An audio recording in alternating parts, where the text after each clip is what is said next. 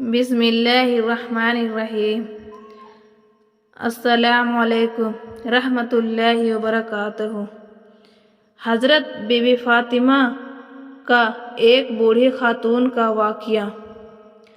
حضرت be be Fatima کے پاس ایک بوڑھی عورت آئی۔ ایک دفعہ کا واقعہ ہے۔ حضرت بی بی فاطمہ کے پاس ایک بوڑھی خاتون آئی اور عرض کرنے لگی، بنت رسول، میں 3 دن سے بھوکی ہوں، مجھے کچھ کھانے کو دے دو۔ تو حضرت فاطمہ فرماتے ہیں کہ آپ نے 3 دن سے کچھ نہیں کھایا اور میں نے 7 دن سے روٹی کی شکل بھی نہیں دیکھی۔ ابھی 4 مٹھی جو کہیں سے آئی ہے، آپ یہاں پر بیٹھو، میں جو پیس کر آپ کو روٹی بنا دیتی ہوں۔ حضرت بی بی فاطمہ نے چکی میں جو کو پیسا اور آٹا بنایا اور ان سے جو روٹیاں بنی وہ اس بوڑھی خاتون کو دے دی اور اپنے لیے انہوں نے کچھ نہ رکھا۔ اس بوڑھی عورت نے کہا، آپ بھی تو بھوکی ہیں، آپ بھی کچھ روٹیاں اس میں سے اپنے لیے رکھ لے۔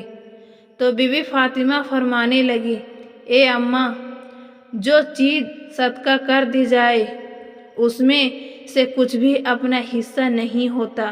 یہ تھی ہمارے پیارے نبی کی بیٹی کی نیت اور سخاوت۔ ایک مرتبہ حضور پاک دوپہر کے وقت اپنے گھر سے باہر نکلے۔ اس وقت نبی پاک فاقے سے تھے۔ راستے میں آپ کی ملاقات حضرت ابو بکر صدیق اور حضرت عمر سے ہوئی۔ اس وقت وہ دونوں بھی فاقے سے تھے۔ آپ ان صحاباؤں کو لے کر حضرت ابو ایوب انصاری کے باغ کی طرف گئے تو آپ کے سامنے کھجوروں کا ایک گچھا اور بکری ذبح کر کے اس کے گوشت کے کباب پیش کیے گئے۔ جب دسترخوان بچھا گیا تو حضور دونوں پاک نے ایک روٹی پر تھوڑا سا گوشت رکھا اور فرمایا، اسے میری بیٹی فاطمہ کے گھر بھجوا دو، وہ کئی روز سے بھوکی ہے۔ حضرت بی بی فاطمہ نے کبھی بھی اپنے شوہر علی کو پریشان نہیں کیا تھا۔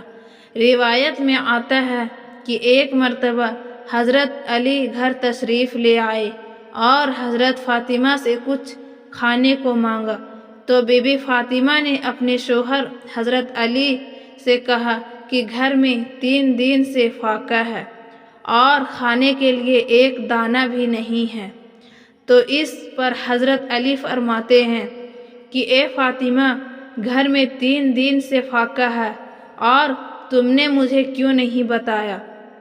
تو فاطمہ فرماتی ہے کہ رخصتی کے وقت میرے بابا حضور پاک نے مجھے یہ فرمایا تھا کہ کبھی بھی اپنے شوہر کو سوال کر کے پریشان نہ کروں، اسی وجہ سے میں نے آپ کو کچھ نہیں بتایا۔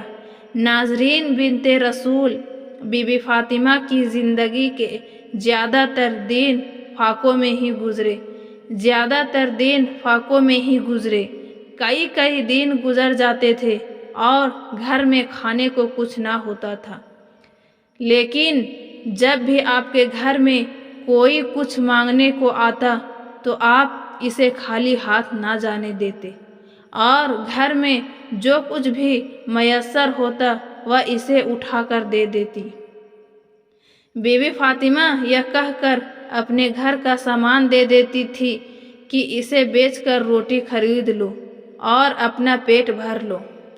حضرت شاہد بن سعد فرماتے ہیں کہ ایک مرتبہ حضور پاک اپنی لے بینی جو مل سکے پر بیٹی سے ملنے ان کے گھر تشریف لے گئے تو اس وقت حضرت علی گھر پر موجود نہیں تھے۔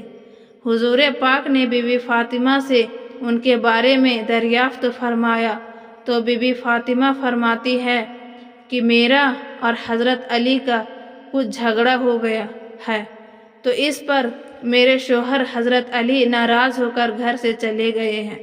تو حضور پاک نے ایک شخص کو حضرت علی کی تلاش میں بھیجا۔ اس شخص نے آ کر بتایا کہ حضرت علی مسجد میں آرام فرما رہے ہیں۔ حضور نبی کریم خود اس جگہ تشریف لے گئے جہاں پر حضرت علی تھے۔ حضور پاک جب وہاں پر گئے تو دیکھا حضرت علی کے پہلو سے چادر پھٹ چکی ہے اور جسم مبارک پر مٹی لگی ہوئی ہے، تو حضور پاک حضرت علی کے پہلو سے مٹی ہٹاتے ہوئے فرمانے لگے، اے ابو تراب اٹھو، اے ابو تراب اٹھو۔ پھر حضور پاک حضرت علی کو گھر لے گئے اور حضرت فاطمہ اور حضرت علی کے درمیان صلح کرائے۔